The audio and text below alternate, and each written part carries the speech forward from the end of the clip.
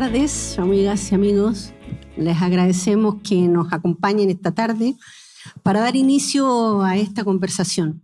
Nuestro agradecimiento a la Corporación Cultural de Recoleta, que nos acoge, a la Universidad Abierta de Recoleta y a la Fundación Salvador Allende por la organización de este ciclo de memorias contingentes que se realiza, como ya se ha señalado, en el marco de la conmemoración de los 50 años del golpe civil y militar y que en este encuentro, ¿no?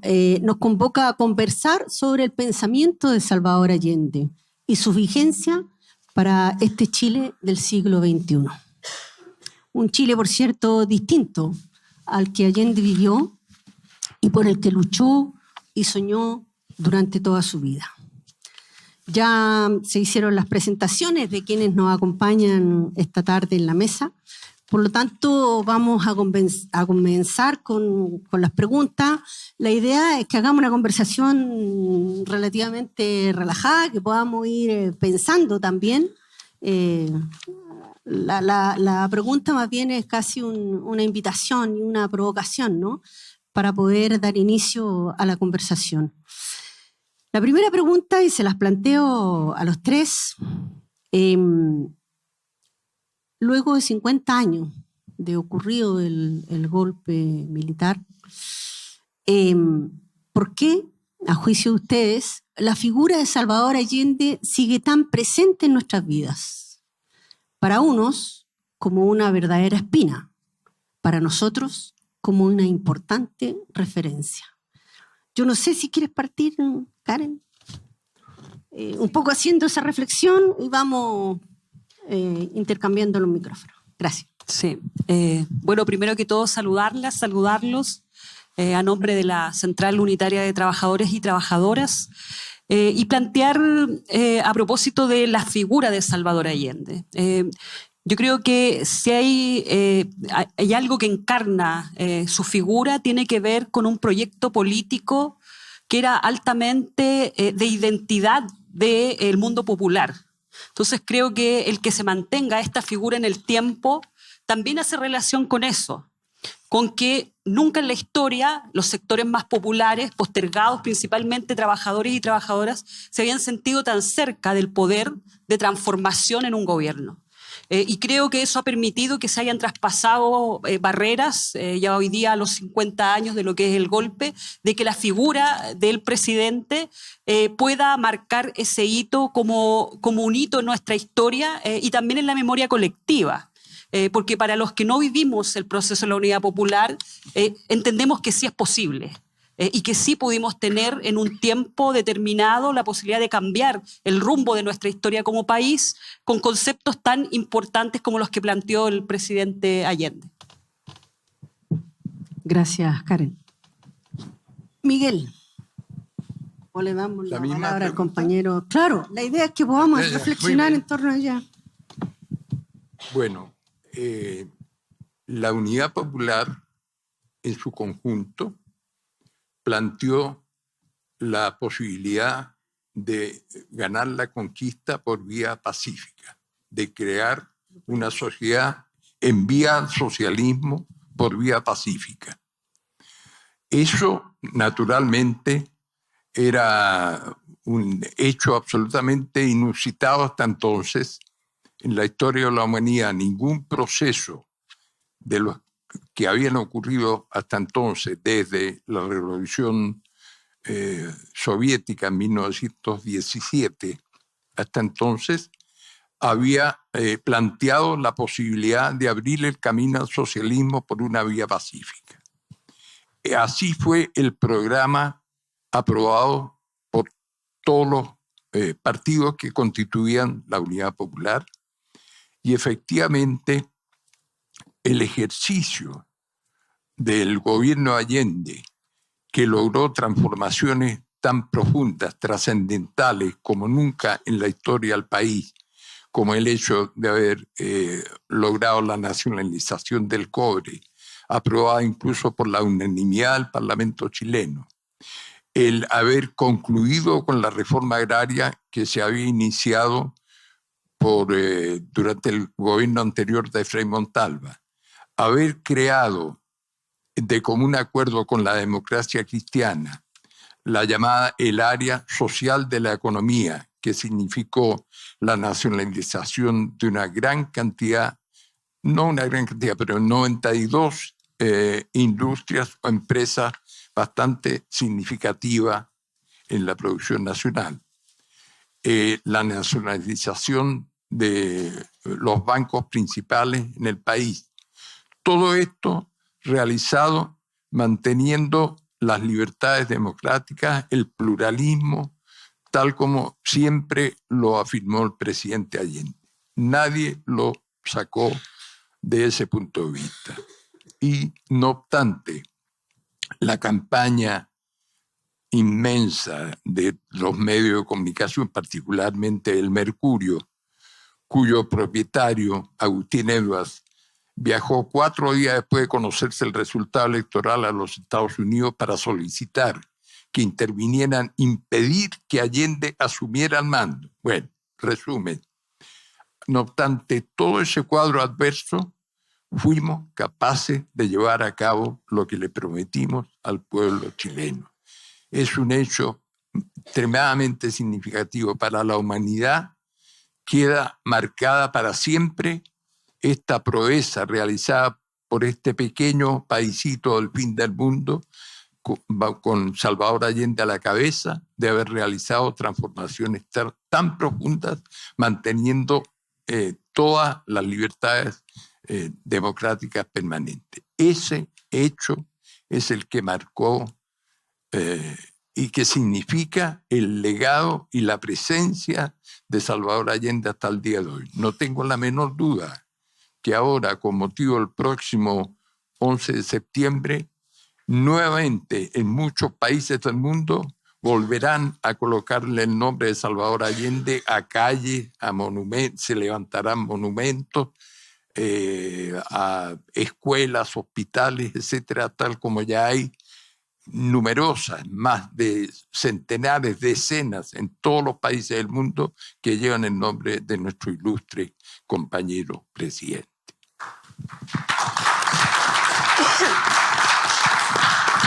Muchas gracias, Miguel. Te toca. A ver, es bien difícil aproximarse a Allende después de todo lo que ha dicho el profesor Launer. Pero yo quiero partir desde una perspectiva tal vez un poco más íntima y que tiene que ver con cómo yo conocí o cómo yo supe de la existencia de Allende siendo muy pequeño. Porque yo conocí a Allende por los rayados en los muros que me encontraba en muchas partes, ¿no?, de Santiago. Y Allende vive, ¿no?, durante el periodo de la dictadura. Yo soy del 72, alcancé a ser un bebé antes del golpe, ¿no? Me motivó algún día a preguntarle a mi padre, oye, ¿qué es eso? ¿Quién era Allende? Siendo muy pequeño, y me llamó mucho la atención que mi padre me dijera con mucho temor que Allende había sido un presidente de Chile, sin decirme mucho más. En los años venideros me aproximé a la figura de Allende desde los ideales de la juventud. Y ahí me leí muchos textos que hablaban, ¿no?, del Allende emancipador de la patria, ¿no? Y quiero destacar, porque yo soy licenciado en historia de formación, o de formación, como ustedes quieran. Y en esa aproximación me di cuenta que Allende está presente efectivamente desde que empiezan los movimientos sociales más importantes de la década, ¿no?, del siglo XX, pero también en los árboles de la patria, ¿no? Desde la independencia están sus ancestros, que estuvieron con O'Higgins, algunos con Manuel Rodríguez, otros que pelearon en distintas batallas después de ser desterrados por O'Higgins, ¿no? A Colombia y luchan con Bolívar. Entonces, siento que hay toda una historia que rodea la imagen de Allende que tiene que ver efectivamente con el desarrollo de la patria. Y después, de manera muy importante en su figura, en su desarrollo, con el tema social, ¿no? Desde que es salubrista, desde que funda el Partido Socialista, desde que es ministro con Pedro Aguirre Cerda, está empeñado siempre en llegar a resolver la necesidad de los más pobres. Y yo siento, y en algunos relatos lo he podido percibir, que Allende lo que genera es amor en el pueblo. Cuando va donde los mineros, cuando está con los trabajadores, cuando está con los mapuches, ¿no? Con los pueblos originarios. Y eso tiene que ver con efectivamente, su legado, y que tal vez más revolucionario que lo que algunos revolucionarios pensaban, ¿no? Y que tiene que ver mucho con lo que usted señala, don Miguel, ¿no? En esto de creer en una vía pacífica al socialismo, ¿no? La construcción a partir de creer genuinamente en que el poder popular, ¿no? El poder del pueblo podía empujar los cambios, al menos en lo que era nuestro propio proceso emancipador chileno. Y yo desde ahí siento que Allende tiene esa como impronta en el pueblo que es controvertida, que tiene una serie de acervos, pero fundamentalmente yo creo que genera mucho amor en el pueblo genuino. Eso. Muchas gracias.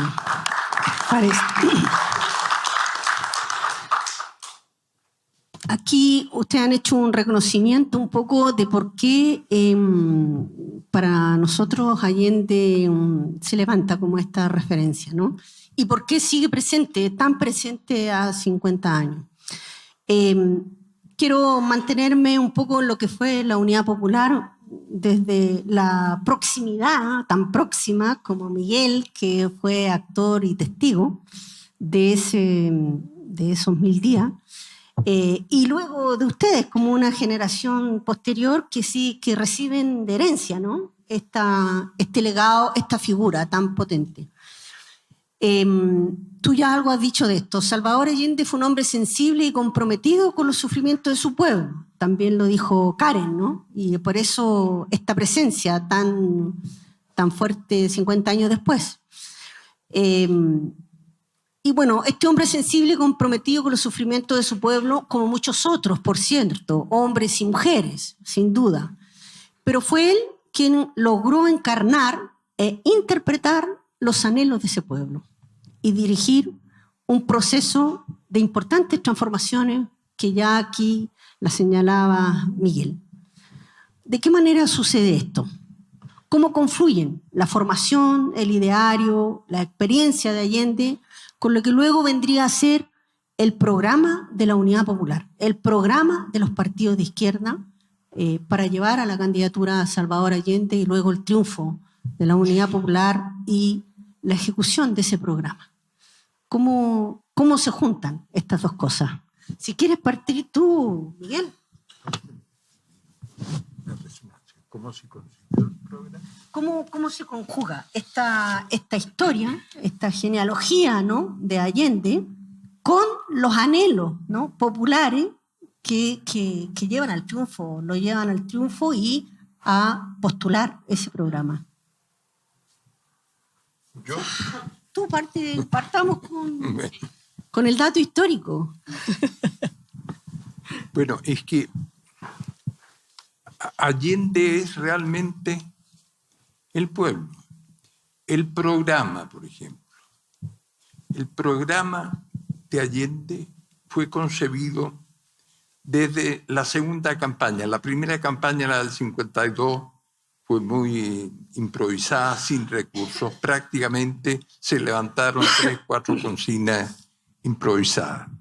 Pero a partir de la segunda campaña, que fue el año 1958, después vino la tercera, el 64, y finalmente la última, la 70, allí se configuró una organización especial que en el 58 se llamó Instituto Popular, integrado por representantes de todas las diferentes disciplinas de la salud, economía, vivienda, industria, en fin, etcétera, junto siempre con representantes de las organizaciones de trabajadores y de los pobladores.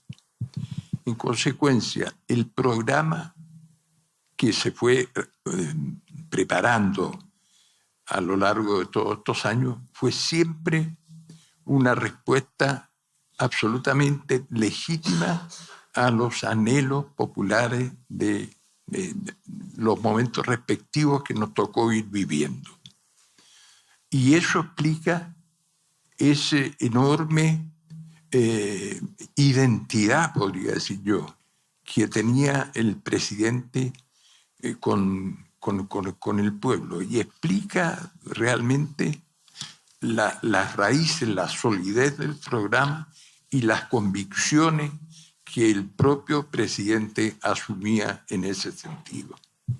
Es decir, es una identidad difícil de entender hoy día.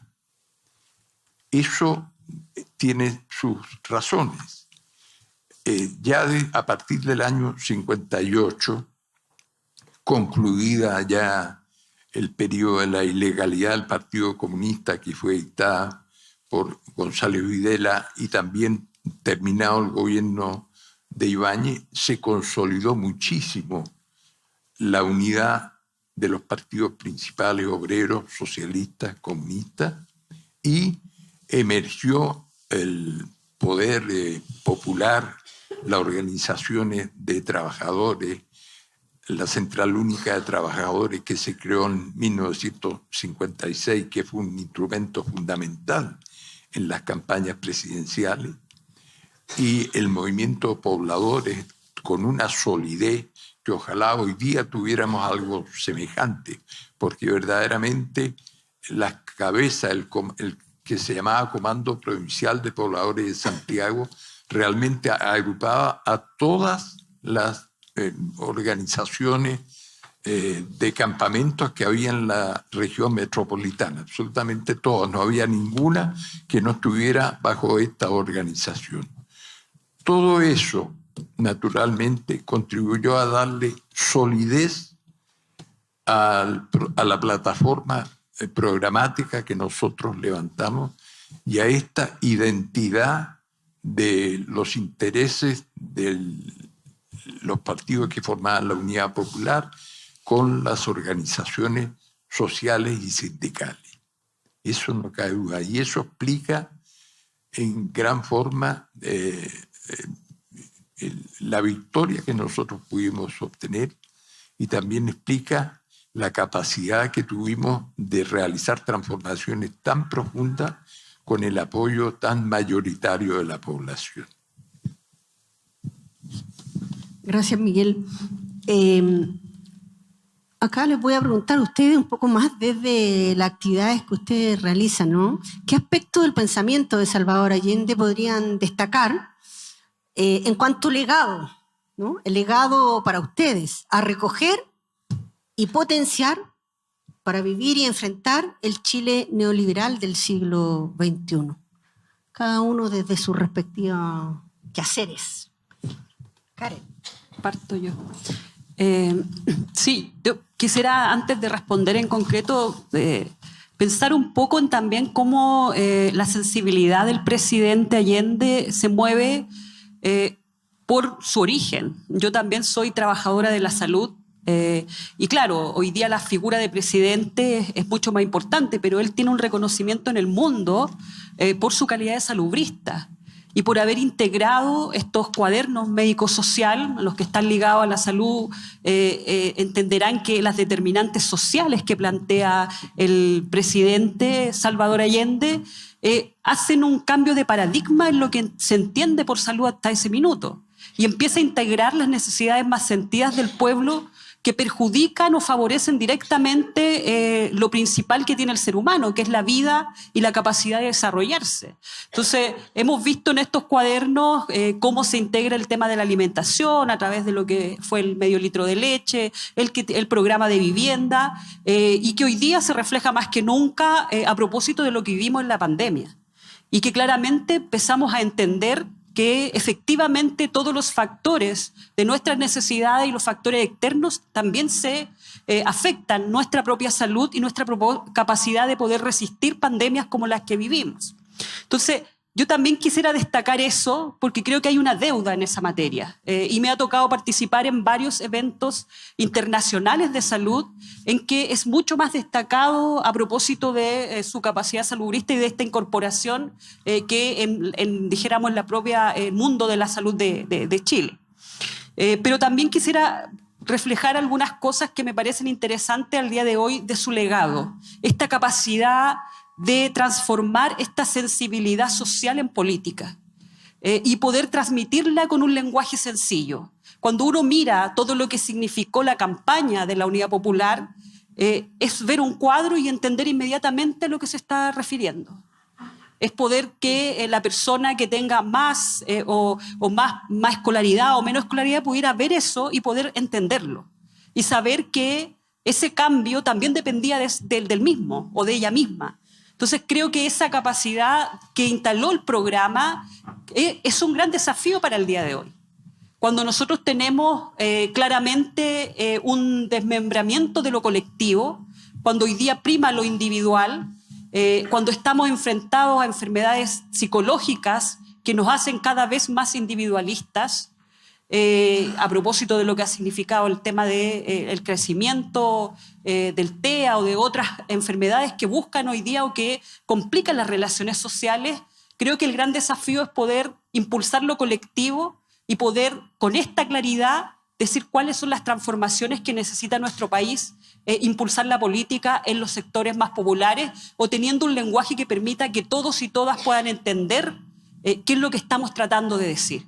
Creo que ese es un principal desafío hoy día para el mundo social, para el mundo de los trabajadores y trabajadoras y obviamente también para la política de nuestro país, que muchas veces segrega a sectores a propósito de no dar esta comprensión y tampoco sentir esta, dijéramos, identidad o este sentido de ser parte de algo que se va construyendo en torno a las transformaciones que requiere nuestro país.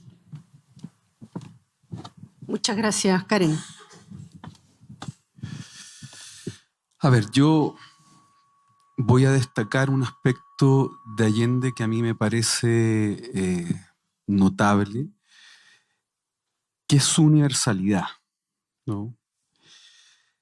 Porque cuando Allende piensa en el pueblo de Chile, no solamente piensa en el pueblo de Chile, piensa en los pueblos latinoamericanos, en los pueblos que se están emancipando, piensa en cómo estos pueblos van a salir de la dependencia económica que existía, ¿no? Cómo habla, por ejemplo, de cómo debían tratarse las deudas externas de los países cuando se habla de economía, ¿no? Y cómo él plantea que eso es en parte la cadena de los pueblos, ¿no? Que le impiden su desarrollo. Yo creo que Allende coincidió en el desarrollo de su pensamiento político también con un alza muy importante, un alza creciente de la conciencia del pueblo chileno de los trabajadores. Y esa combinación permitió que además él tuviera una sintonía, ¿no? Y que el pueblo lo hiciera propio De ahí yo considero que el programa que desarrolla, ¿no?, es un programa del pueblo. Es el programa del pueblo. No es el programa de un proyecto de gobierno, que por supuesto que lo había, ¿no? Estaba toda el influjo, ¿no?, socialista, ¿no?, de lo que estaba pasando también en las otras experiencias, ¿no? Había un aprendizaje importante. Pero yo siento que esa capacidad de combinar, ¿no?, esa universalidad, ¿no?, de la lucha de los pueblos, además fue colaborador, él formó la Organización Latinoamericana de Solidaridad, el OLAS, ¿no?, que en tiempos duros de la emancipación latinoamericana sirvió para apoyar a los movimientos latinoamericanistas. De hecho, hay una anécdota bien importante donde incluso Allende apoya al Che Guevara en Bolivia, ¿no?, permitiéndole a su hija, ¿no?, a Beatriz Allende, contactarlo en Bolivia y entregarle apoyo concreto en distintas cosas, y que finalmente habla del compromiso que él tenía efectivamente con los pueblos, con la emancipación de los pueblos. Ciertamente, no era solo su mirada local, más aún veía una sola América Latina, de ahí el ejemplo de Martí, Bolívar, y que para él era muy significativo. Pero me importaba saber, Fares, ¿qué aspectos encuentras tú del pensamiento de Allende que se puede recuperar como legado, ¿no?, para enfrentar, no sé, aquí Recoleta, la política en Recoleta? Importante. A ver, yo creo que nosotros hemos hecho una gestión mirando mucho lo que tiene que ver con profundizar la democracia, ¿no?, acercar la política a la ciudadanía. Nuestra política, el desarrollo de nuestro modelo de servicios populares tiene que ver efectivamente con reivindicar parte de esa memoria, de ese desarrollo de la política, ¿no?, que se hace cargo de las necesidades de las personas de manera concreta, en un contexto muy adverso, a diferencia de lo que tal vez vivía, ahí me puede corregir don Miguel, ¿no?, pero de lo que vivió la Unidad Popular. Nosotros tenemos que empujar estos proyectos a pesar de las normas que tenemos hoy día. Pero ahí, ¿dónde está presente el pensamiento Allende? En buscar equidad y justicia social, ¿no?, que es un concepto que Allende ocupó mucho, de justicia social. Y en lo que nosotros logramos impulsar como servicios populares, nos metimos en el tema de la salud efectivamente, ¿no?, a tratar de instalar una cuña que nos permitió alivianarle y simplificarle la vida a las personas, ¿no? Las farmacias populares representaron en algún momento una estrategia que nos permitió efectivamente llegar a un conjunto de familias, porque esto nace de un encuentro constante de el alcalde y de los equipos directivos con comunidad, donde el tema de las enfermedades crónicas y el alto costo de los medicamentos se transformó como en un tema principal. Y había que pensar en buscar una solución, una respuesta. La respuesta no fue pensar en una farmacia popular. La respuesta fue pensar originalmente en constituir una cooperativa de consumidores de medicamentos para con ellos hacer una gestión desde esta parte pequeña del Estado que les permitiera alivianar la carga, ¿no? Y por ahí, no quiero entrar en el detalle, habían unas estrategias que nos podían. Y en la búsqueda de eso, casi como una serendipia, encontramos que podíamos tener una farmacia municipal, le pusimos popular porque queríamos rescatar también lo que tenía que ver con lo popular, ¿no? Lo popular acá en Recoleta era la UDI popular. no era la farmacia popular, no era el pueblo, ¿no? Porque nos han arrebatado todos los conceptos. ¿Ah? Nosotros reivindicamos lo popular, ahora tenemos que reivindicar el patriotismo también, ¿no? Tenemos que reivindicar la patria, y que Allende lo hacía muchísimo desde su propia historia. Y en eso yo creo que nosotros logramos aquí, de alguna manera, llenando este vacío histórico, porque ¿qué es lo que pasa cuando tú conversas con las comunidades? Que las comunidades tienen miedo,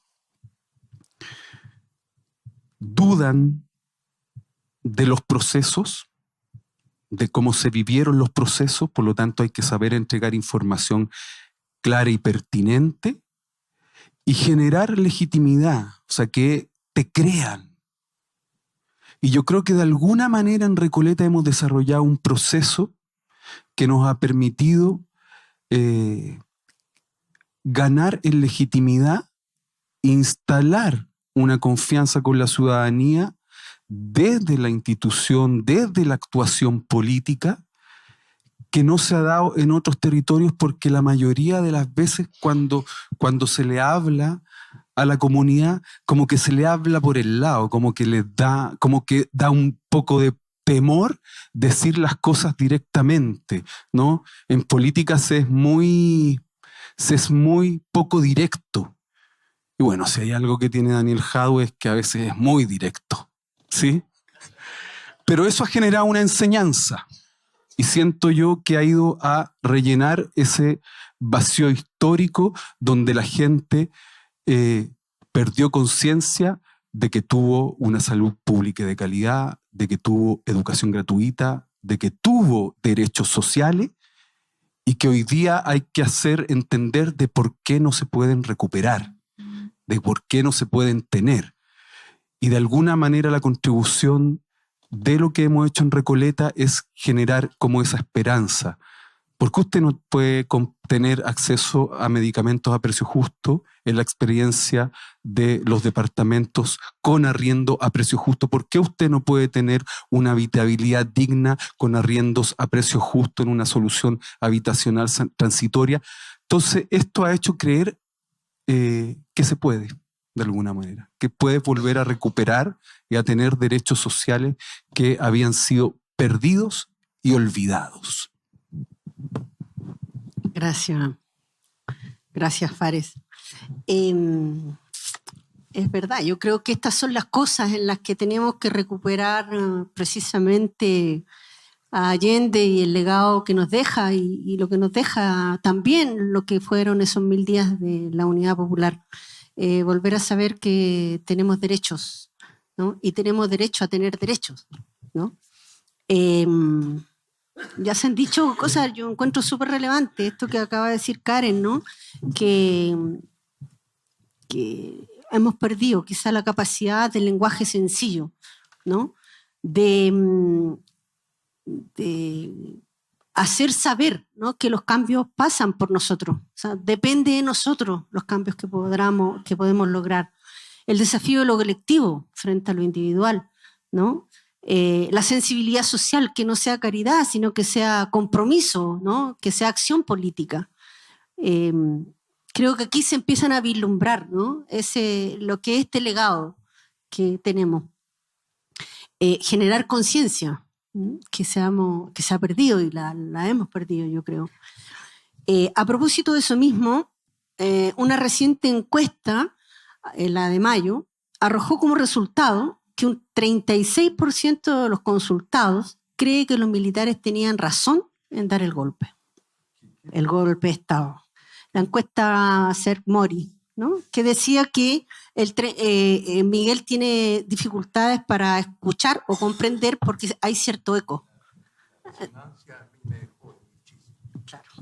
Yo me puedo alejar del micrófono, me escucha mejor. Pero eso es un problema para la grabación. Bueno, esa encuesta entonces decía que el 36% de los consultados cree que los militares tenían razón en dar el golpe de Estado. Por otra parte, el 44% de los menores de 35 años, es decir, los que no vivieron el golpe, poco y nada saben de este hecho que truncó, arrasó con la democracia y con miles y millones de vidas, y destruyó familias y dejó los efectos que sentimos hasta hoy día, 50 años después. Es decir, que tenemos un 44% de jóvenes que ignoran esa historia, esa fractura y sus efectos. La pregunta entonces es, ¿en qué hemos fallado? Cuando un hecho tan significativo para nuestra convivencia, que ha trastocado valores y convicciones democráticas, que ha destruido vidas y familias, se torna finalmente un hecho irrelevante. ¿Qué sentido podría tener con estas cifras para estas personas la frase del nunca más, ¿no? ¿En qué queda nuestra reiteración de que no podemos olvidar? Si ellos no saben qué es lo que no podemos olvidar. Estamos en un dilema, ¿no? ¿Qué piensan ustedes? ¿En qué hemos fallado? Partimos por Karen y luego Miguel, ¿ya?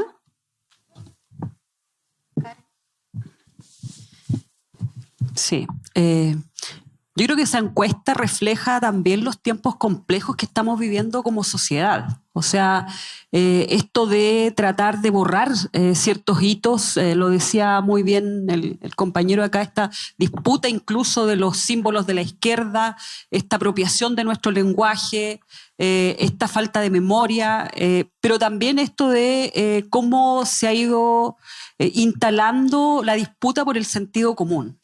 Yo creo que la gran disputa que está hoy día es el sentido común. Ya parece que hay ciertas cosas que se normalizan. Y esto de la encuesta que genera que este 36% viera como normal que en un país se matara, se asesinara, se torturara a propósito de una dictadura civil-militar que busca aplastar a otros. Entonces, creo que esta disputa del sentido común hoy día nos tiene que hacer una profunda reflexión. Los últimos procesos que hemos vivido, tanto el 4 de septiembre como el posterior, dieron muestra de el giro que tuvo nuestro país posterior al estallido social. Y eso tiene mucho que ver con lo que hablábamos anteriormente. ¿Qué disputaba el estallido social? Tuvimos la claridad de entender cuáles eran realmente las demandas y si todos detrás de esas pancartas que muchos de nosotros y nosotras teníamos, efectivamente existía la necesidad de una transformación, se entendió el proceso para llegar a esa transformación. Creo que eso también habla de esta realidad. Pero también hay que hacerse cargo del proceso de transición. Cuando uno mira otros países y los procesos que han vivido posteriores a las dictaduras civiles militares, obviamente se entiende que en Chile no existió un corte para decir esto de no normalizar lo que ocurrió.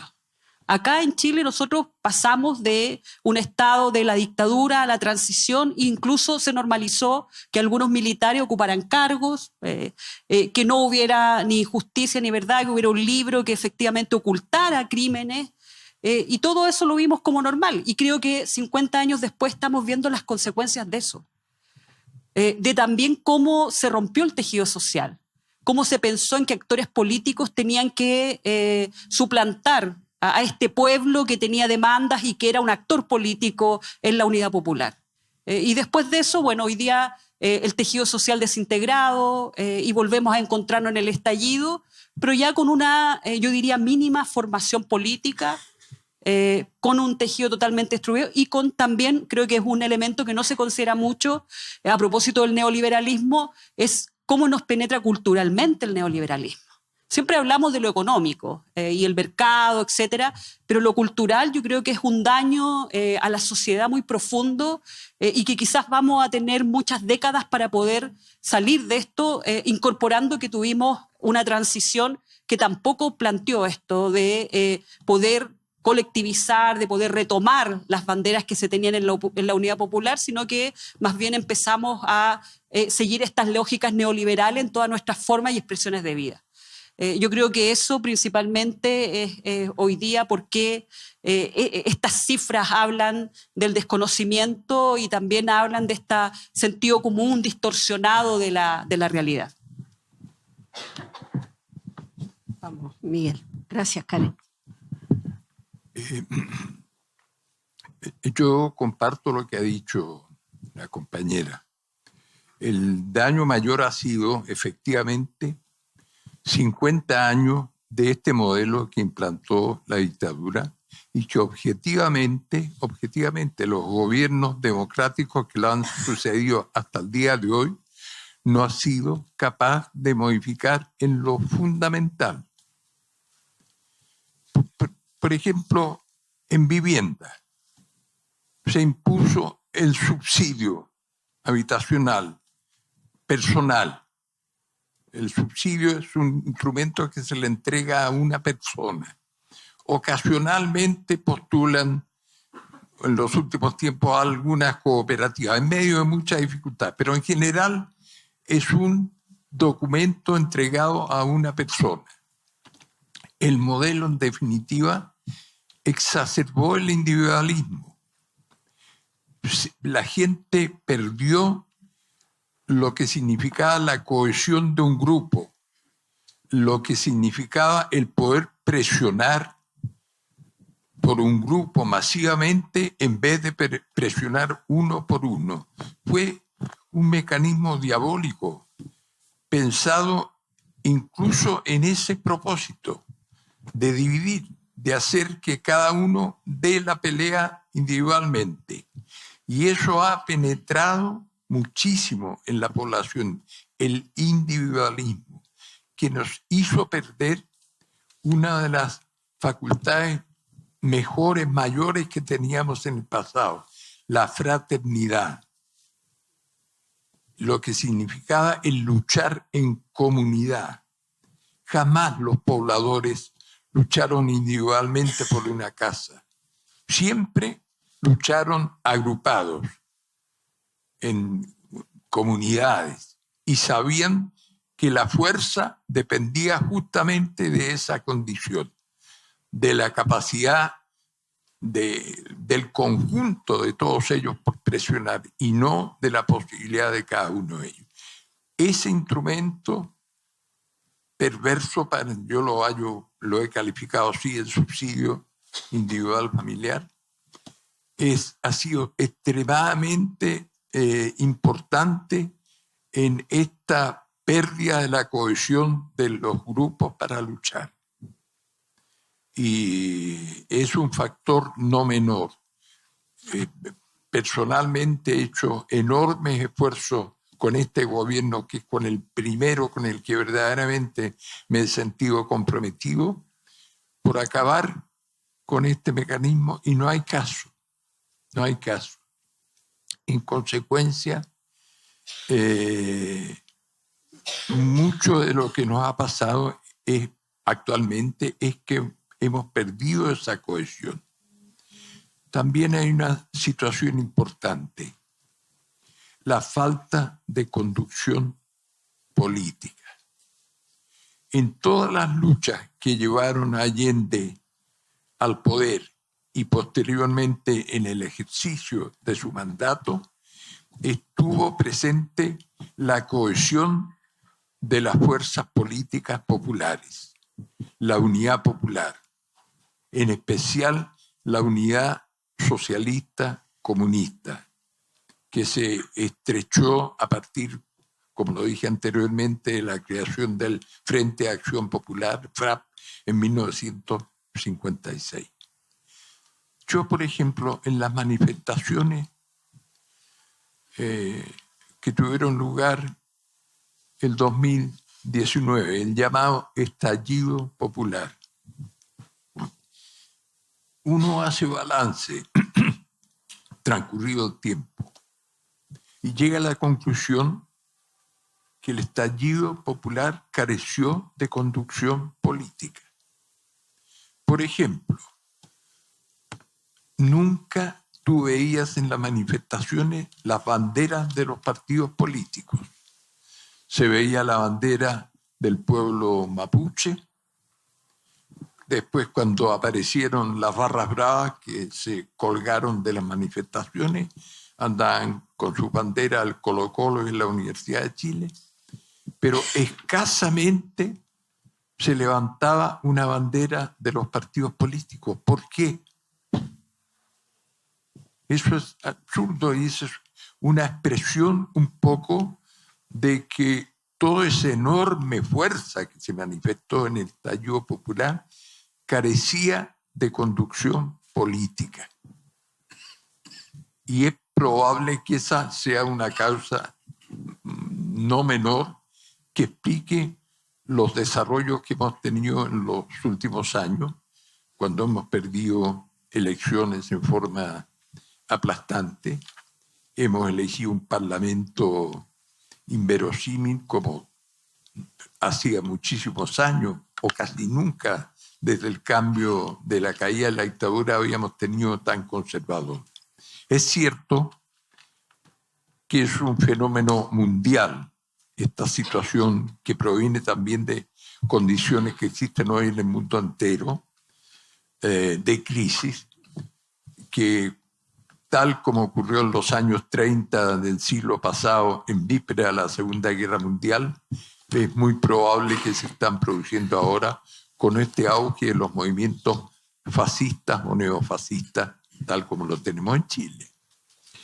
En consecuencia, la necesidad de recuperar la cohesión de los movimientos progresistas políticos es indispensable y su efectiva influencia en las organizaciones sociales y sindicales. Nosotros estamos pasando por un periodo de muy escasa movilización social, por decir casi ninguna. Conversaba recién con la compañera, la FENAT, la Federación de Trabajadores de la Salud, hasta no hace mucho, era una organización en las calles luchando activamente, muy significativa.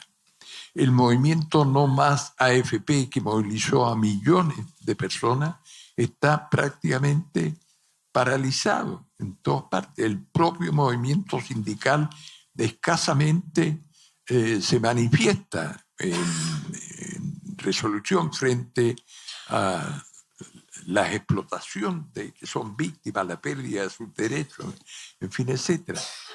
El movimiento estudiantil, que era una fuerza cohesionada, bien orientada, significativa, no existe en este momento.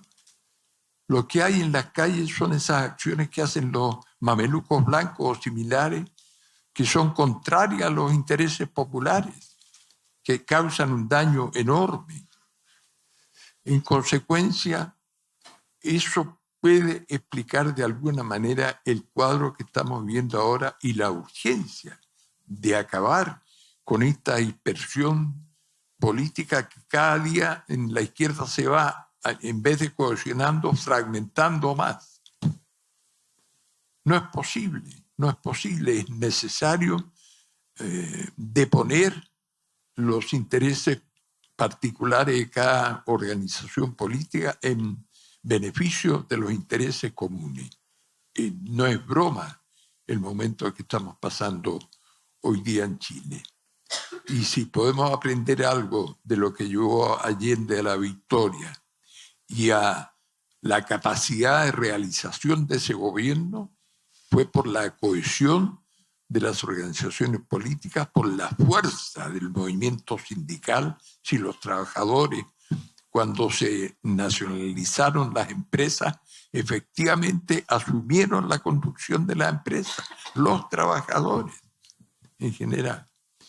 Eso hoy día tenemos que hacer los máximos esfuerzos por deponer las tonteras que nos dividen, que en buena parte son de alguna manera provocadas por la capacidad también de dominio de todos los medios de comunicación que tienen los grandes poderes económicos en nuestro país. Piensen que incluso en dictadura, en los últimos años, cuando se iniciaron las protestas a partir de 1983 hasta el 90, teníamos los sectores populares, teníamos la revista APSI, la revista Análisis, el diario Puro Chile, en fin, el Siglo. Y ahora no tenemos absolutamente nada. No hay ninguna publicación significativa de masa con orientación de izquierda progresista. Ninguna. En la televisión era imposible que no hubiera programas en que aparecían conductores con pensamiento progresista. Augusto Olivares, el negro Jorquera, en fin, la Lenca Franulli, Julio Lanzarotti, Luis Hernández Parker, eran personas con una orientación progresista y eran significativos en los medios de comunicación. Si ahora no hay nadie, nadie. Daniel Matamala de repente abre la boca, pero el resto es impresionante. Los matinales en la mañana son perversos, en definitiva, en su contenido. O sea, la tarea que tenemos por delante, por cohesionar a la izquierda, por recuperar la capacidad de influir en los medios de comunicación, es gigantesca. Y sin eso, difícilmente vamos a poder pensar en poder lograr una movilización como la que tuvimos, con la que llevó a la victoria al presidente Allende. Muchas gracias, Miguel. ¿Tiene algo que agregar frente? Bueno, la pregunta era ¿cómo se explica esto y qué nos llevó hasta aquí? Ya se ha dicho, pero yo creo que hay cosas aún, sí, ¿no? Don Miguel me robó la idea, ¿no? Porque yo me iba a referir a los medios de comunicación dominantes, pero también hay otro aspecto bien relevante que son las tecnologías disruptivas y las redes sociales, cómo han operado, porque ahí hay una disputa efectivamente donde el progresismo no ha logrado insertarse de una manera que pueda efectivamente incidir. Yo creo que los medios de comunicación dominantes han jugado un papel bastante perverso y han hecho en este último tiempo que el péndulo electoral, ¿no?, que en algún momento estuvo más cercano al progresismo, hoy día haya cambiado. Ha tenido dos expresiones bastante, la primera que tiene que ver con la constituyente y la segunda que tiene que ver, ¿no?, con este nuevo proceso constituyente, donde demuestra de alguna manera que está desdibujado el centro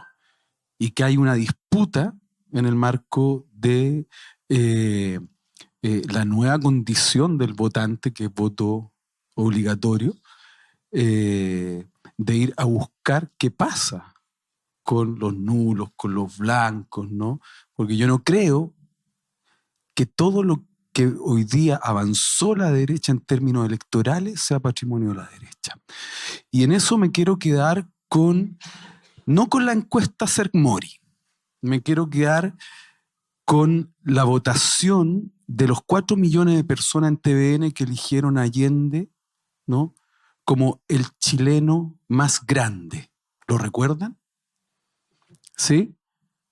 Votaron 4 millones de personas y en esa votación para elegir al chileno más grande, y en esa votación ganó Allende, ¿no? Entonces, yo creo que aquí, claro, efectivamente hay una contingencia, hay una responsabilidad, siento yo, de los partidos de la izquierda, de los 30 años, ¿no?, en lo que estamos viviendo hoy día, pero hoy día tenemos una responsabilidad de salir a la calle, de nuevamente conquistar, a seducir con nuestro relato, que es el relato que mejor le hace al pueblo, si no es por ser arrogante, pero efectivamente somos los únicos que hablamos de avanzar en derechos sociales para todos y todas. Y efectivamente poder inocular esto que y aquí voy a parafrasear nuevamente a Daniela, para mí es medio difícil a veces no hacerlo. Hace poco él en el programa que tiene los miércoles, ¿no?, en el Sin Maquillaje, señaló que tal vez uno de los temas más complejos es la inoculación que hizo la dictadura y que se confirmó en estos 30 años, ¿no?, de esto que en psicología se llama la desesperanza aprendida. O sea, nos acostumbramos a vivir sabiendo que el día que nos jubilemos vamos a ser pobres, nos acostumbramos a vivir sabiendo que el día que en mi familia haya una persona que se enferme de manera catastrófica, vamos a ser pobres y vamos a tener... Y nos acostumbramos a vivir así, ¿no? Y ahí yo comparto mucho lo que los panelistas aquí plantean, que eso es lo que tenemos que ir a cambiar, ¿no? Y que en parte es la disputa por el sentido común, de que las cosas pueden ser distintas.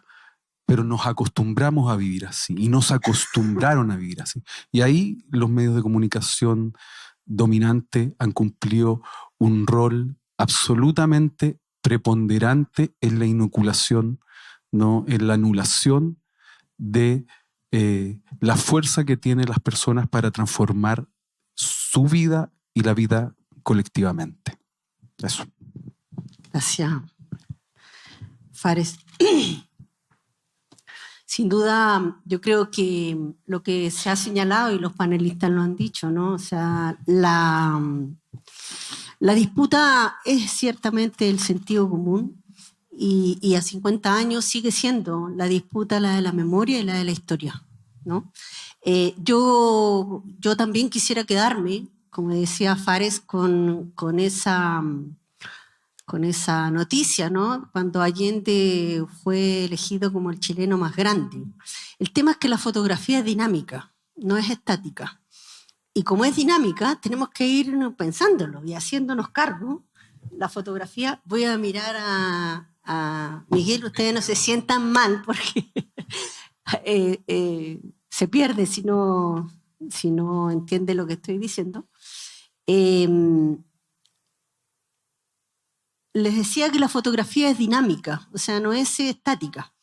Entonces, en ese dinamismo de la fotografía es donde pienso que tenemos que interpretar, ¿no? Para hacer el relato que necesitamos hacer, tenemos que interpretar ese sentido común. Porque es verdad lo que Fares señalaba, que el mejor relato es el que nosotros hacemos, digamos, que son los derechos para el pueblo o del pueblo y qué sé yo. Ya, pero el pueblo muchas veces se aleja de eso y hay que saber por qué, ¿no? No le estamos haciendo sentido con ese relato, ¿no?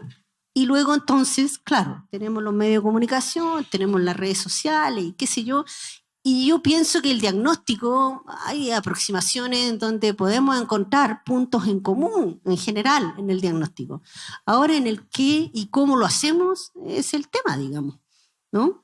Y cómo recogemos ese legado, ¿no?, de Salvador Allende, y de Salvador Allende no solo el que dejó la vida, ¿no?, por la lealtad al pueblo dejó la vida en la moneda, porque también las interpretaciones que están saliendo, y ahí viene la pregunta que sigue, es un poco que más o menos Allende se salva porque se inmoló en la moneda, digamos. Cosa que es bien discutible, ¿no? Y yo aquí quería que pudiéramos reflexionar en torno a eso, y la pregunta es, ¿por qué creen ustedes que la derecha se ha empeñado durante el último tiempo, sobre todo, en apuntar hacia la figura de Salvador Allende, precisamente? Esto desde los centros de estudio, con sus intelectuales, pasando por algunos políticos y hasta quien fuera recientemente el periodo pasado presidente, ¿no?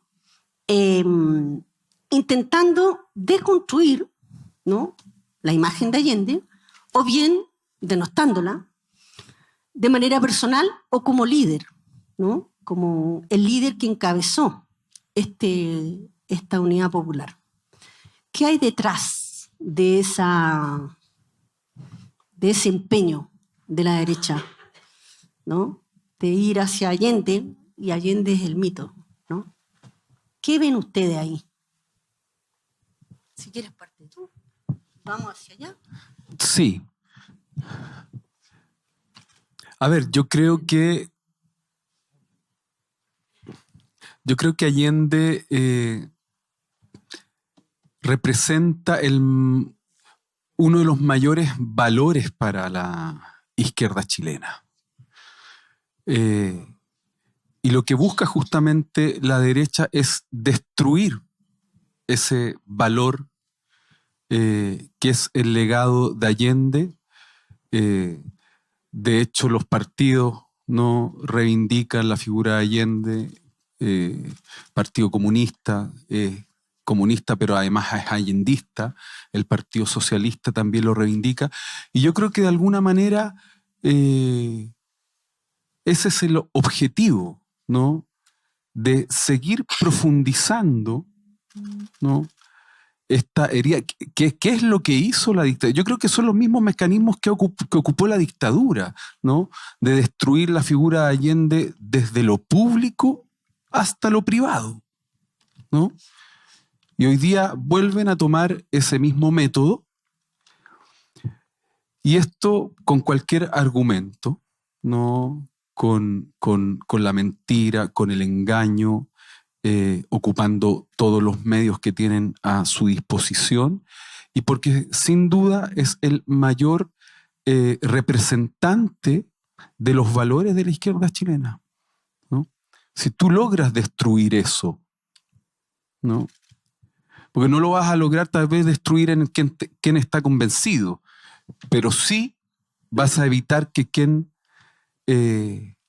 no tiene esa misma conciencia o no adhiere necesariamente a esas mismas ideas sienta un resentimiento o sienta lejanía a la figura de Allende y por lo tanto a todo lo que representa Allende, que es el resto de la izquierda. Yo así lo veo. Gracias, Fare. Karen, ¿tomas tú el micrófono? Sí. Bueno, yo creo que a partir de lo que se ha planteado, también hay que ver que iniciamos esta conversación diciendo que Allende también representaba la vía democrática al socialismo. Y también representaba un programa del pueblo, el programa de la Unidad Popular.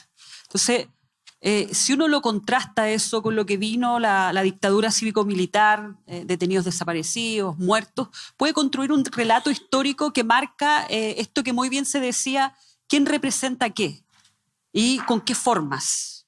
Y creo que eso es una intencionalidad, o más bien debiera ser, o es un principal objetivo de la derecha, desdibujarlo.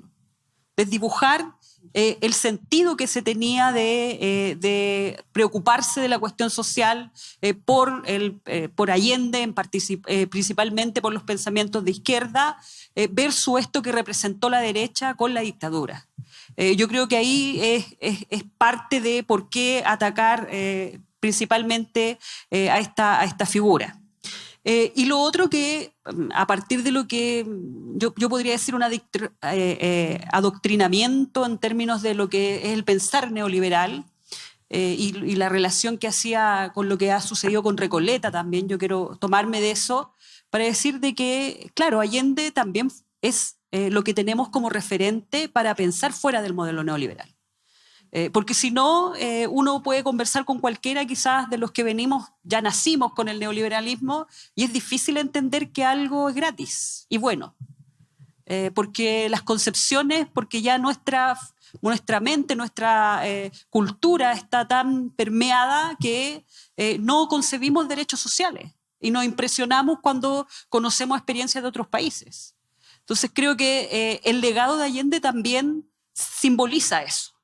Simboliza un proyecto político posible que hay que derrumbar. y que hay que aplastar lo máximo posible como figura y como esta identidad de la izquierda.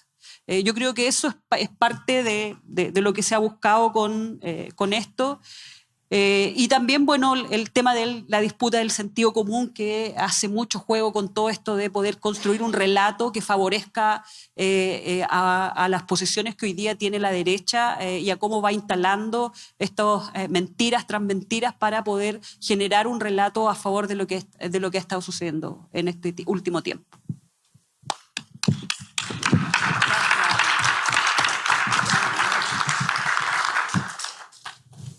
Bueno, Allende es obviamente el enemigo número uno de todo el poder económico que hay en este país, gigantesco, y que cada día se hace más fuerte.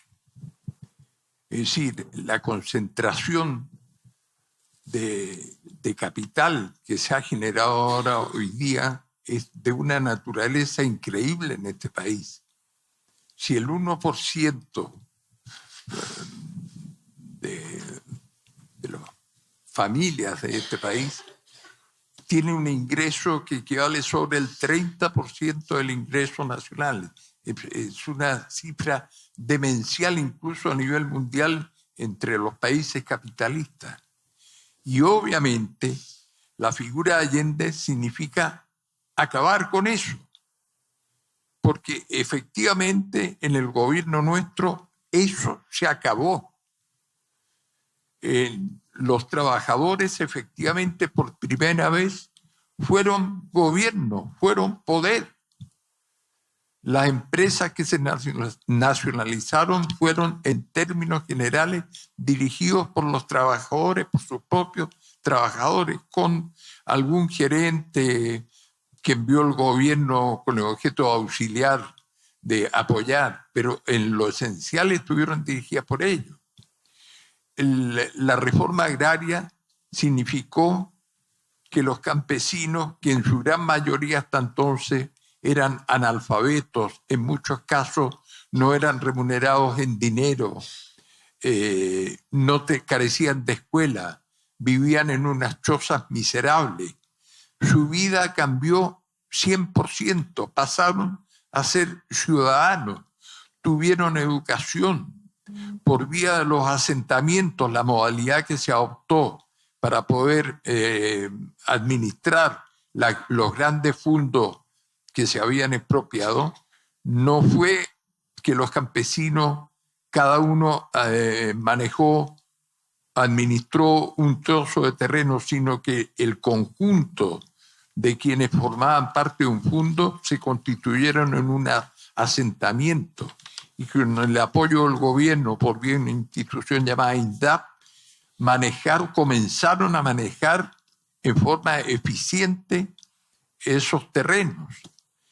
La oligarquía agraria tenía más del 30% de los mejores suelos arables en este país, los tenía ociosos, porque con lo poco que ellos producían tenían un ingreso fabuloso y les permitía darse la vida que quisieran.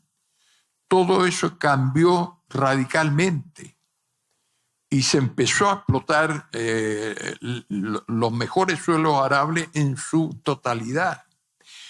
En el primer año de gobierno, registrado según las informaciones estadísticas que siempre se registraron en este país, la economía del país el año 1971 creció en un 7%. Nunca antes y nunca después en la historia de Chile, medido con los mismos valores que siempre se ha medido el aumento de la producción, nunca hubo un 7% de ingresos. Y eso se produjo como consecuencia de esta expansión que tuvo lo que genuinamente se llamaba poder popular para ingresar efectivamente a la economía del país y administrarla en buena parte también. La educación. Nunca hubo un auge educacional como hubo durante nuestro periodo. En la Araucanía se comenzaron por primera vez a tener libros editados en la lengua mapudungún, ahora le llaman mazudungún. Bueno, por primera vez, nunca antes, los muchachos mapuches, los escolares, podían haber estudiado en su propia lengua para conservar sus raíces, que es absolutamente legítimo. ¿Para qué decir los balnearios populares, la posibilidad de haber extendido el derecho al descanso, a vacaciones, a quienes nunca jamás en su vida habían podido tener eso? Bueno, todo eso naturalmente no puede sino despertar la inmensa preocupación de los poderes constituidos hoy día. No vaya a ocurrir nuevamente que se subleve el pueblo y surja un nuevo líder semejante que acabe con los privilegios tan increíbles que tienen hoy día el gran poder económico. En consecuencia, no cabe duda que lo que despierta hoy día en los sectores reaccionarios, el negacionismo que surge, el propósito de querer mostrar lo que ocurrió en los últimos 90 días del gobierno, cuando ya se desató la acción desembosada, terrorista, dinamitando el oleoducto que traía el petróleo de Valparaíso a Santiago, dinamitando las torres de alta tensión, etc. O sea, ya todos sabemos además cómo fue financiado por la CIA de los Estados Unidos. El informe de una comisión que dirigió el senador Frank Church de los Estados Unidos, que fueron desclasificados, ha evidenciado cifra por cifra cuántos millones de dólares, cuántos decenas de miles de dólares, cuántos cientos de miles de dólares se dieron a los periódicos opositores, al Mercurio preferentemente, a la prensa, a la Época, a los otros diarios opositores, cuánto recibieron los camioneros que se declararon en huelga en octubre del 72, está claro cuánto recibían diariamente en dólares.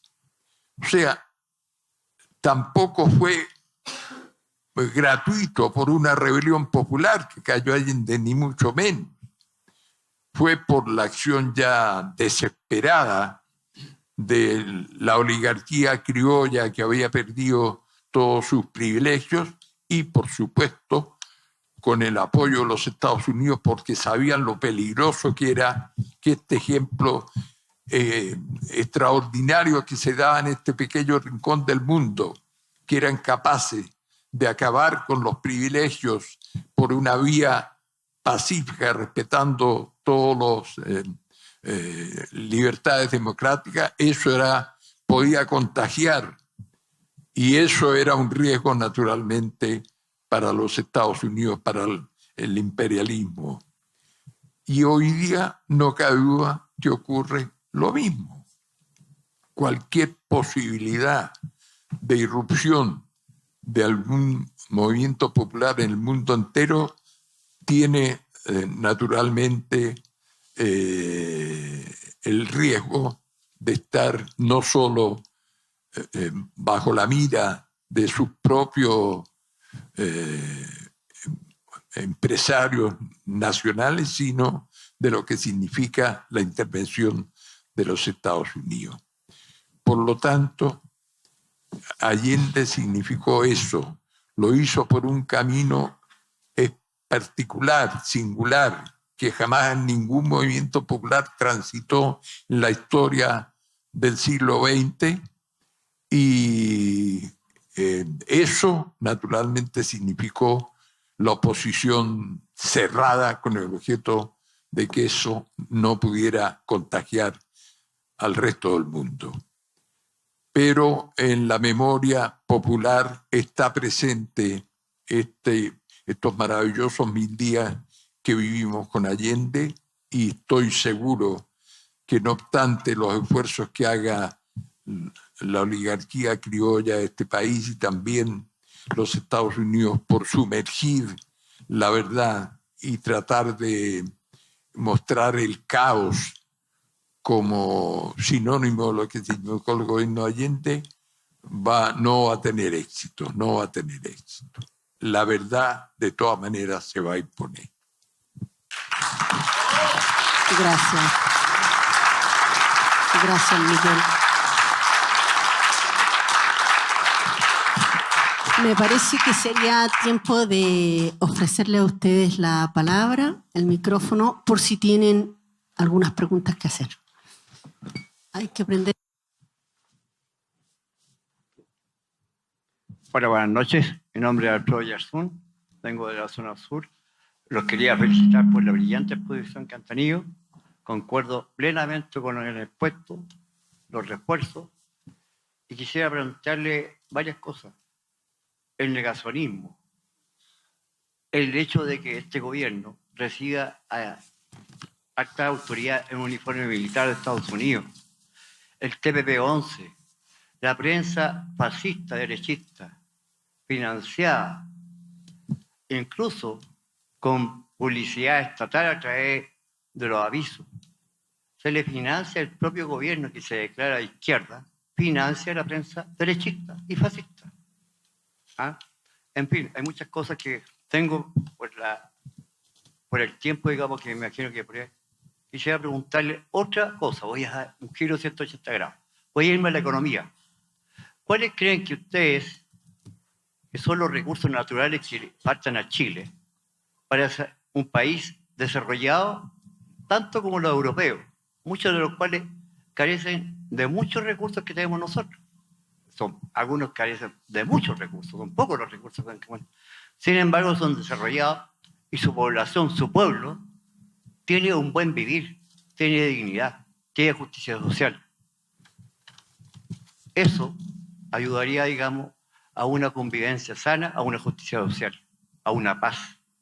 ¿Cuáles son los recursos, reitero la pregunta, que le faltan a Chile para ser un país desarrollado, de buen vivir, con justicia social y derecho a vivir en paz? Muchas gracias. Hola, ¿qué tal? Muy buenas noches.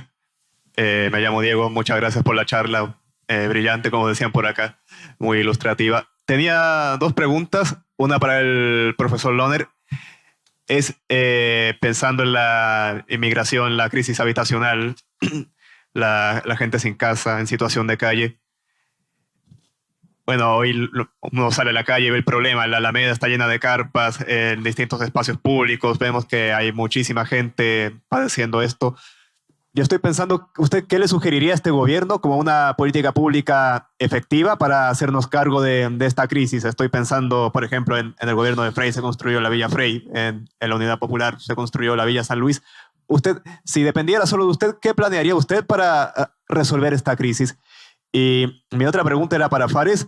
Tú planteaste el tema de, bueno, lo que la derecha llama la batalla cultural, que se han apropiado de, o en mi opinión al menos, les regalamos conceptos como sentido común, como libertad, patria. Bueno, la combinación de patria y libertad en sí no suena bastante bien, pero es realmente un problema que patriota sea sinónimo de derecha. Y yo soy historiador y yo que leo la prensa del año 73, el periódico que más usa la palabra patriotismo es El Siglo.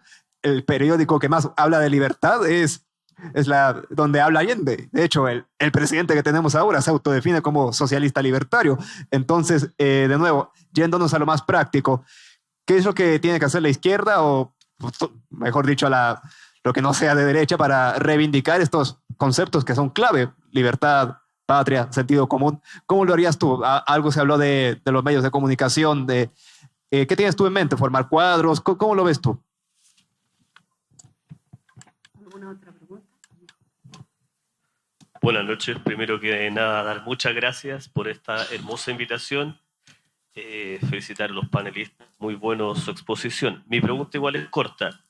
¿Qué nos falta a nosotros? A nosotros nos falta absolutamente nada. Solamente nos falta los impuestos que no se pagan. Con eso ya seríamos el país más rico del mundo. Tenemos todas las riquezas naturales. Ustedes ven la tabla periódica, desde el litio hasta el cobre, pasando por el rodio, que hoy día vale 20 veces más caro que el oro, lo tenemos regalado. Todo eso se regala.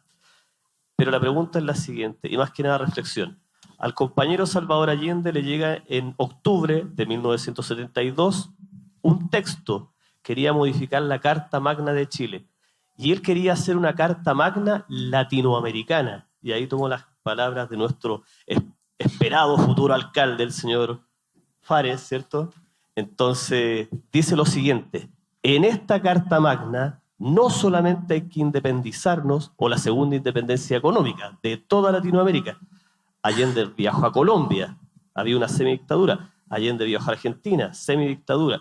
Allende visitó todos los países de Latinoamérica, incluso países que estaban en contra de él, porque siempre fue americanalista. Allende quería la unidad de toda América Latina. Y esta Carta Magna, que es la que deberíamos hoy día rescatar, octubre de 1972, decía un solo parlamento, sin Senado. Importante. ¿Quién recoge eso después? El MEO, Marco Enrique Ominami. Se lo pasó por debajo de la mesa, se lo pasó a la Gumucio. Otra cosa importante, que el 70% del Parlamento tenía que ser ocupado por dirigentes sociales. Eso es, compañero, recoger esa Carta Magna de Allende de 1972, que no solamente cambiaba la Constitución Política de Chile, sino que de Latinoamérica. Eso es importante, compañero.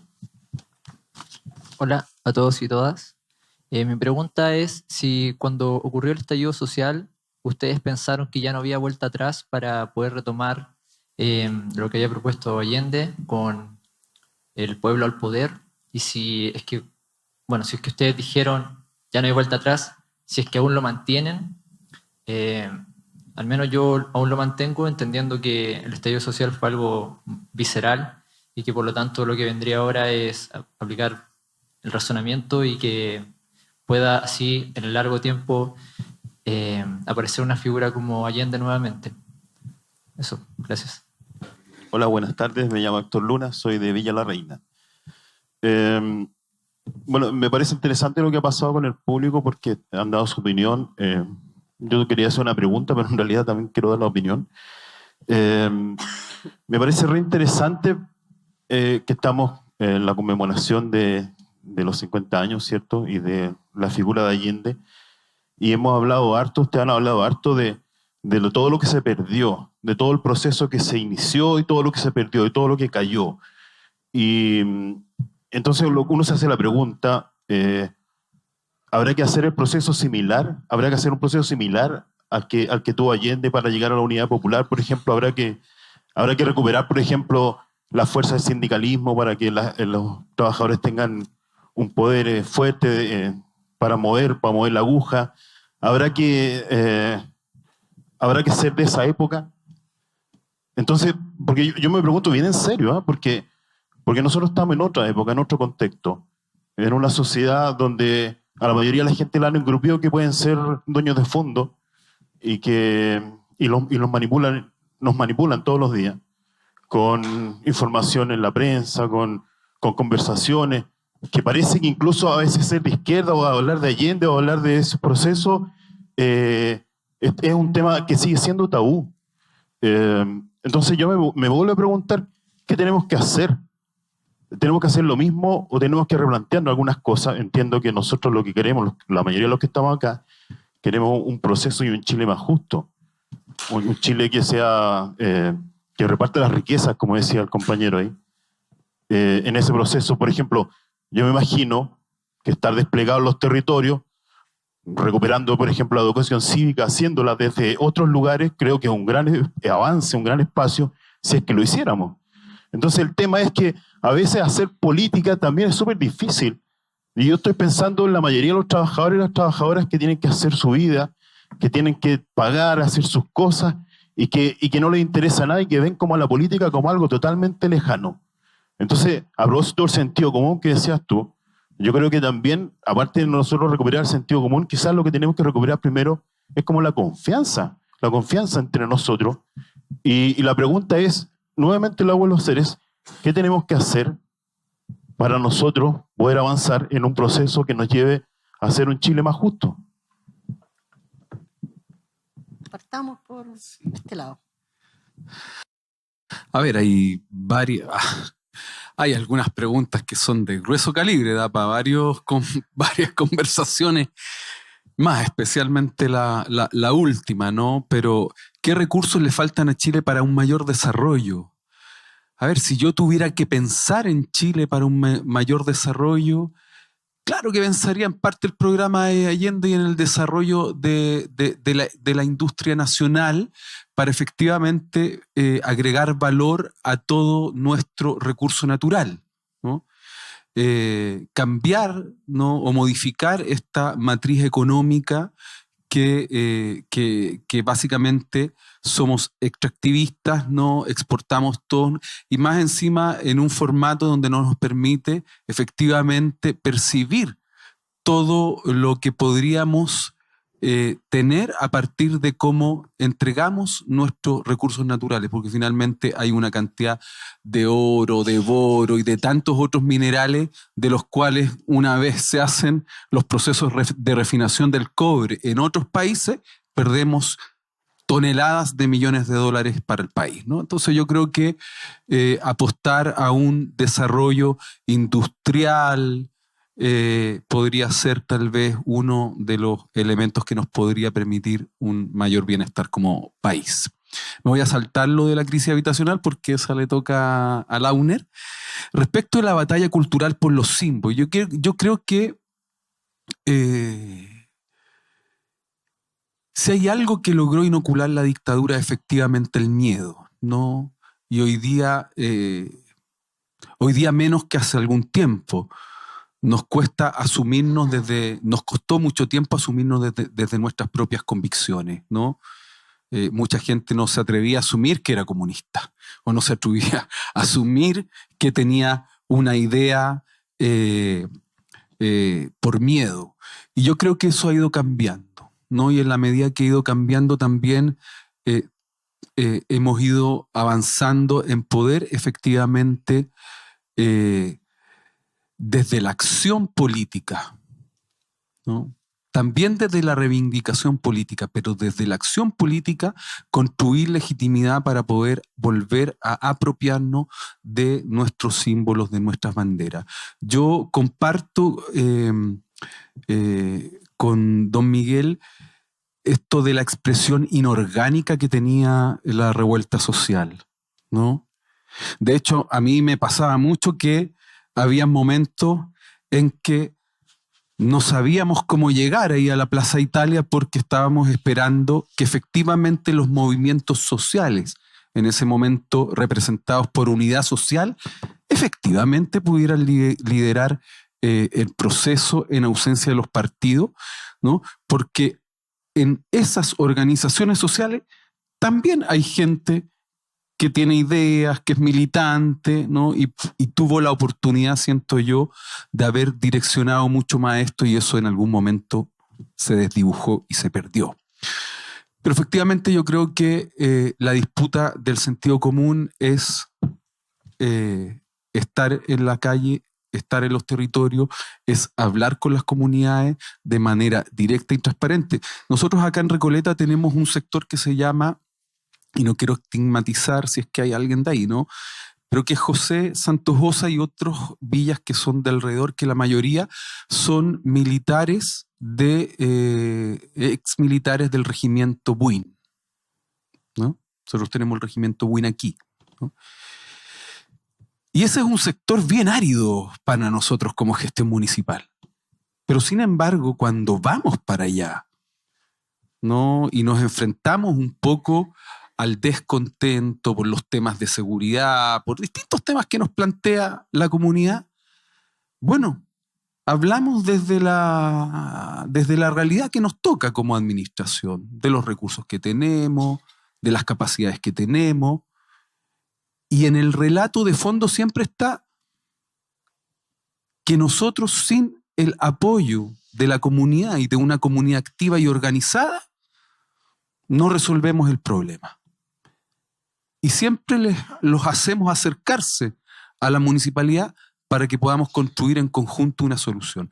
Yo creo que construir una mirada colectiva para la solución de distintos problemas te permite ganar en legitimidad para finalmente ir instalando una idea de esto que Miguel dijo de Allende, ¿no? De que también somos realizadores, de que también somos capaces de lograr y hacer cosas, ¿no?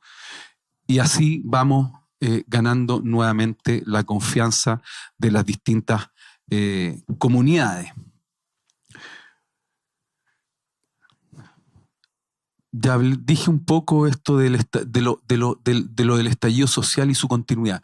Yo creo profundamente en la movilización social, ¿no? Yo creo, de hecho, fue esto que sentimos como un despertar, que después nos fuimos dando cuenta de que habían cosas a las cuales había que ponerle atención, y que después de que ocurrió lo que ocurrió, ¿no?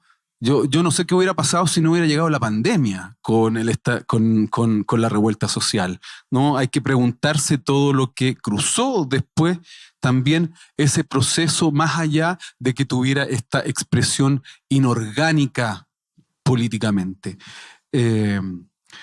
Salazar dice, no, estuvimos hace poco tiempo en varios conversatorios en el encuentro que estuvimos en la Feria de la Ciencia, del Libro y las Ciencias Sociales acá en Recoleta, ¿no? Donde tuvimos la posibilidad de dialogar desde una mirada crítica en distintos aspectos, ¿no?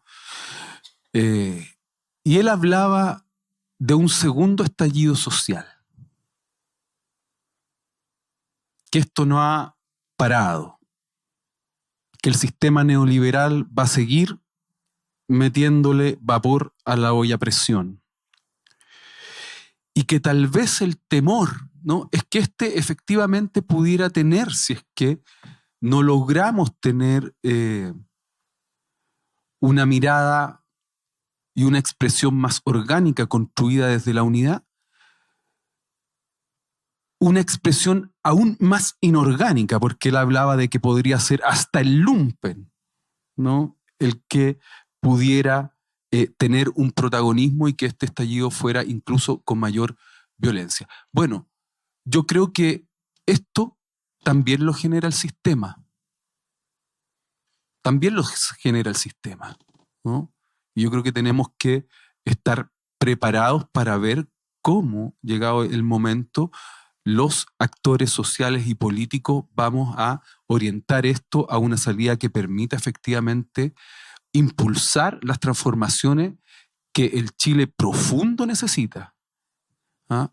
Se pusieron las esperanzas en este gobierno, vemos que está todo muy entrampado, no quiero hacer juicio ni crítica, sin embargo, efectivamente no es lo que muchos pensábamos que iba a ser, y que íbamos a avanzar de la manera en que hoy día esto se está dando.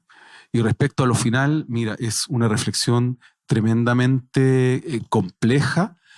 Yo creo que uno se tiene que hacer parte de su historia y tal vez traer elementos de la historia para poder reconstruir nuevamente el proceso, pero por sobre todo yo creo que hay que reconstruir lo colectivo. Si es eso lo que se rompió en este país, ¿no? El sentido de la acción colectiva. Si no hay acción colectiva, es imposible levantar cualquier proceso, ¿no?, de cambio, de transformación, de conciencia, ¿no?, de lo que uno quiera. Y para eso, ahí yo comparto con el profesor Launer que hay que volver a los sindicatos, que hay que volver a las organizaciones sociales, a las organizaciones de base, dar la disputa. Porque a mí me sorprende cuando hablo con algunos compañeras y compañeros también del mundo sindical, donde me hablan del avance de la derecha en el mundo sindical. Digo, ¿pero cómo? ¿Pero cómo está pasando eso? Entonces, hoy día tenemos que volver a disputar esos espacios basales de poder y de incidencia para volver a organizar y construir un proceso que nos permita efectivamente avanzar en transformaciones. Gracias, Karen. ¿Sí? ¿Sigues tú? Sí, termina el profesor. Sí, mira, yo quisiera referirme a tres temas que, si bien no hubo ninguna pregunta dirigida, pero que me hace mucho sentido esto que preguntaba el compañero respecto al tema de los recursos naturales. Yo creo que más allá de los recursos que nosotros necesitamos que como pueblo entendamos el símbolo de los recursos naturales en nuestra vida cotidiana. Cuando uno recoge, a propósito del legado de Allende, y habla del sueldo de Chile, todos entendían que el cobre pasaba a ser parte de su vida cotidiana y de cómo este recurso natural le aportaba. Hoy día nosotros no tenemos ese concepto. Ya lo vimos en lo que pasó en la reforma tributaria. O sea, ni siquiera había comprensión de que la reforma tributaria iba a mejorar ciertas condiciones de nuestra vida. Y la gente en común, el pueblo en general, los recursos naturales lo ve, claro, como algo de soberanía, pero lo ve distante.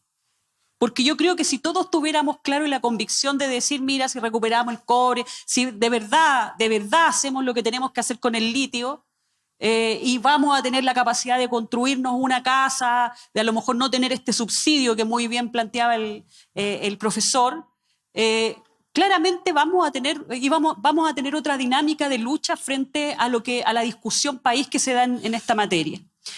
Y lo segundo, más bien dirigido a qué hacer o a cuál es el desafío también. Yo creo que si uno lo relaciona con lo que ha sido el estallido social, la pregunta que uno tiene que hacerse es si esa rabia terminó. Porque lo que uno veía en las calles era mucha rabia, mucha contención. Y quizás no es la expresión que nosotros vemos en torno a solo demandas, sino que tiene que ver con la impotencia, con un tema más sensible, con el enojo, que significa de repente ver que hay unos que tienen mucho y hay otros que no nos alcanza a veces para llegar a fin de mes, la educación, la salud, etc. Y yo creo que esa rabia no ha terminado.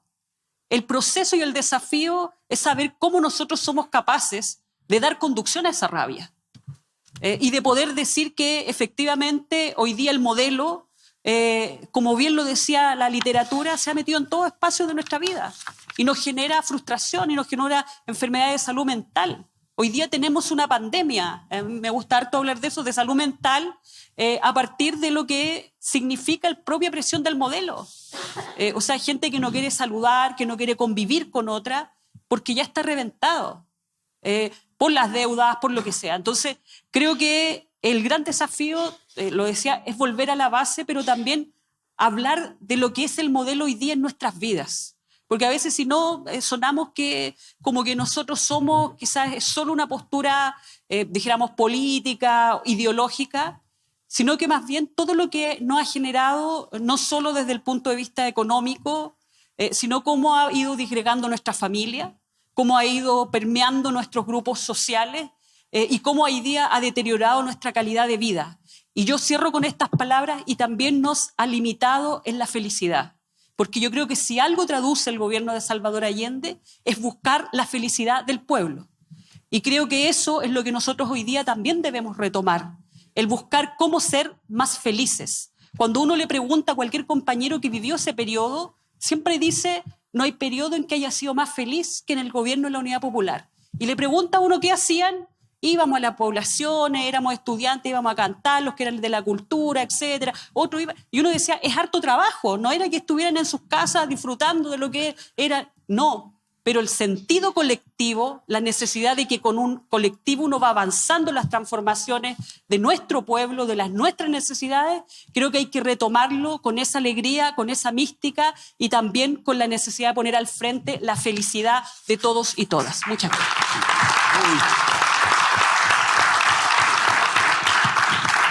Gracias, Karen.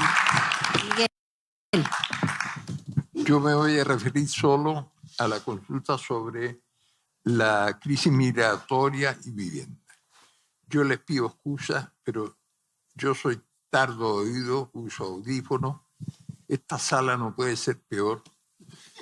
Si hubiéramos estado sin micrófono, yo los habría escuchado a todos. Incluso aquí me cuesta escuchar. Pero como aparentemente se está grabando, hay que hablar con el micrófono. Bueno, esto, la crisis migratoria, tiene un solo origen, o sea, crisis migratoria y vivienda, tiene un solo origen fundamental. Es que el Estado perdió la facultad de conducir las políticas de vivienda y de ciudad, de desarrollo urbano. Las perdió, pero absolutamente. Hasta antes de la dictadura, no solo estoy hablando del gobierno de Allende, desde la primera ley de habitaciones obreras en 1906 hasta la dictadura, siempre el Estado fue el conductor de todas las políticas de vivienda. El Estado adquirió todos los terrenos que había que adquirir en todas las ciudades conforme a las necesidades que se detectaban donde estaba ubicada la demanda habitacional más grande. Fue los departamentos técnicos de las diferentes corporaciones estatales, que primero se llamaron Caja de la Habitación Popular, Corporación de Reconstrucción y Auxilio, Corvi, Corme, etc. Todas estas instituciones tenían un departamento técnico, personal, arquitectos, ingenieros, instaladores de todas las especialidades, que eran funcionarios del gobierno. Se hacían los proyectos allí en estos departamentos técnicos, con todos sus detalles, sus especificaciones técnicas, las instalaciones sanitarias, eléctricas, todo. Con todo este expediente se convocaba a una propuesta de construcción a las empresas constructoras privadas y naturalmente se asignaba a la más conveniente. En consecuencia, en este ciclo, las empresas constructoras privadas, el único rol que cumplían era construir. En todo este proceso jamás participó ninguna institución financiera, ningún banco. Y una vez construidas las viviendas, se asignaban a las diferentes cajas de previsión o al Instituto de Seguro Social en el caso de los trabajadores. En consecuencia, nunca nadie que fue asignatario de una vivienda, sino muy excepcionalmente, vivió ahorcado por los dividendos. Porque tú eras un profesor de Estado, recibían la vivienda, habías optado por vía de la caja de previsión de los profesores, recibías la vivienda y tú la pagabas descontándote de tus remuneraciones. Jamás participó ninguna institución financiera en este caso. Bueno, toda esta historia es para decirle que el día que el Estado recupere su facultad de conducir la política de vivienda, también el problema migratorio se puede enfrentar. Que tampoco debemos llamarlo problema, porque históricamente Chile está constituido por la población de Chile por migraciones. Yo soy hijo de inmigrantes. Le hacemos una encuesta entre los que estamos aquí, casi seguro que muchos están en la misma condición. Y en consecuencia, el Estado enfrentaba la solución a las demandas de los sectores de la población nacional, así como los inmigrantes, sin ninguna discriminación. Pero eso significa que es un Estado que no hace negocio para entregar vivienda. Y esa es la gigantesca diferencia con lo que ocurre hoy día, porque hoy no se construye una sola vivienda que no pase por un proceso mercantil, comercial, y jamás habrá solución en esos casos, sino para quienes pueden pagar. Y en Chile cada vez son menos los que pueden pagar una vivienda si no tienen apoyo. En consecuencia, nuestra responsabilidad es luchar porque el Estado recupere su capacidad de conducir las políticas de vivienda, de salud, de educación, de previsión social.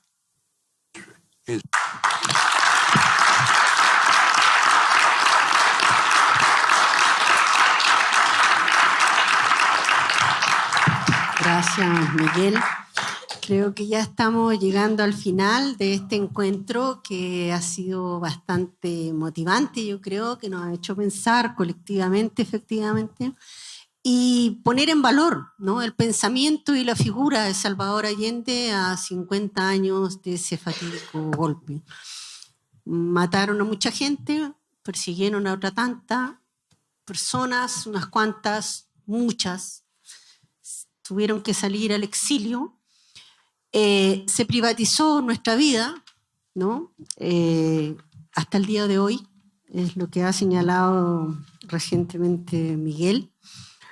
Y por lo tanto, es por eso también que está tan vivo. La herida sigue abierta, no solo por que no sabemos el paradero de nuestros detenidos desaparecidos, ¿no?, que es una gran herida, digamos, sino por todas estas otras heridas. Y yo me quisiera quedar con lo que se ha señalado aquí, es decir, ¿de qué nos sirve? ¿Cómo nos sirve? ¿De qué manera el pensamiento de Salvador Allende lo recuperamos en estos 50 años y los proyectamos para los 50 o 100 años que vienen para luego hacer la posta, digamos? Y creo que efectivamente Allende nos permite pensar, ¿no?, fuera de la reflexión del neoliberalismo, que es lo que ha dicho Karen. Yo creo que es la posibilidad, ¿no?, de realizar, saber que otro Chile es posible, ¿no? Porque ahí está la evidencia. Y por otro lado, yo creo que lo que se ha dicho aquí, yo creo que la disputa es total, ¿no? No es solo por el sentido común, no es solo la disputa cultural, que es central, porque la disputa cultural es la que jugamos día a día, es nuestro cotidiano, en verdad, es nuestra manera de relacionarnos con los otros. De allí parte la disputa cultural. Y la única manera de enfrentarlo es teniendo claro qué es la derecha, ¿no? O sea, la derecha fue y actuó hace 50 años como lo hizo, o sea, con una brutalidad extrema, inimaginable. Yo creo que para buena parte, si no todos, los que allí estuvieron en esa primera línea y los que le siguieron, porque no respetó ni vía pacífica al socialismo, ni mayores garantías y derechos para el pueblo, ni los acuerdos democráticos, los principios democráticos, ¿no?, que Allende respetó hasta el último minuto, ¿no? O sea, la derecha no juega limpio, ¿no? No jugó limpio ayer, ni juega limpio hoy día. Y en ese sentido también yo creo que una lección para nosotros, nosotras y las nuevas generaciones es tener súper claro eso, ¿no?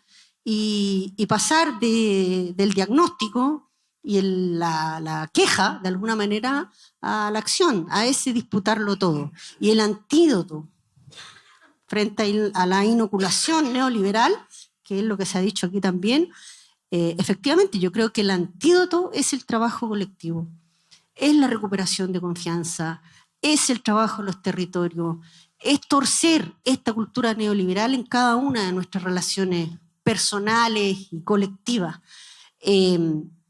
Yo creo que es el 1 a 1 casi, ¿no?, y la sumatoria de ese 1 a 1. Pienso que tenemos muchas cosas como país, somos un gran país, digamos.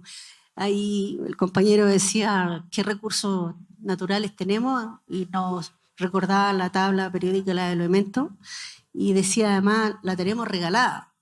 Efectivamente ese es el problema, que la tenemos regalada, ¿no? O sea, son todas estas cosas de las que tenemos que hacer conciencia y el sentido común tiene que ser eso, llevar al sencillo esta práctica cotidiana, ¿no?, para cambiar el rumbo.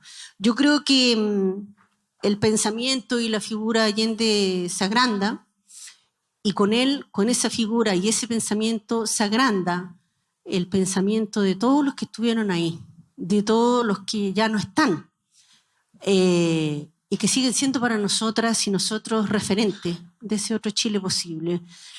y también de los que están todavía y que son testigos y actores como nuestro Miguel Launer, ¿no? Que nos da señas y nos da pistas, ¿no? Y podemos discutir, en realidad, el compañero decía, y bueno, repetimos la misma historia de lo que hizo Allende, yo creo que no, porque es otra historia. La foto no es foto, digamos, este es un continuo, ¿no? Y tenemos que leer el nuevo momento que vivimos, tenemos que saber interpretarlo y tenemos que buscar maneras, porque es una búsqueda también, de cómo incidimos en esas cosas. Y en este disputarlo todo también a la disputa de las comunicaciones y los medios de comunicación. No tenemos por qué esperar un diario como El Mercurio o algo parecido. O sea, yo creo que también son las comunicaciones locales, mínimas. Tienen que saber ir de ahí comunicadores confiables, ¿no? Que interpreten, que lean noticias, que nos den las noticias. O sea, así lo hacían, así se hacía en el tiempo de Recabarren, así lo hacían los anarquistas de principio del siglo XX. O sea, hay que volver ahí, ¿no? Yo creo que tenemos muchos desafíos y esta conmemoración del golpe de Estado nos tiene que hacer mirar, ¿no? Hacia adelante, reconocer el dolor y las pérdidas, pero para que las pérdidas sean nuestras luces de futuro, ¿no? El camino, que iluminen el camino que tenemos que hacer y que es largo y no es fácil, pero tenemos que estar dispuestos a seguirlo. Yo quiero agradecerle a cada una y cada uno de ustedes, agradecer a quienes nos acompañaron en la mesa, a Karen Palma, a Fares Hadwe y Miguel Launer, y agradecer este ciclo de memoria contingente que nos permite este intercambio, ¿no? Y nos permite llenarnos de energías nuevas para seguir caminando, porque lo único que tenemos que hacer es caminar. Muchas gracias, buenas noches.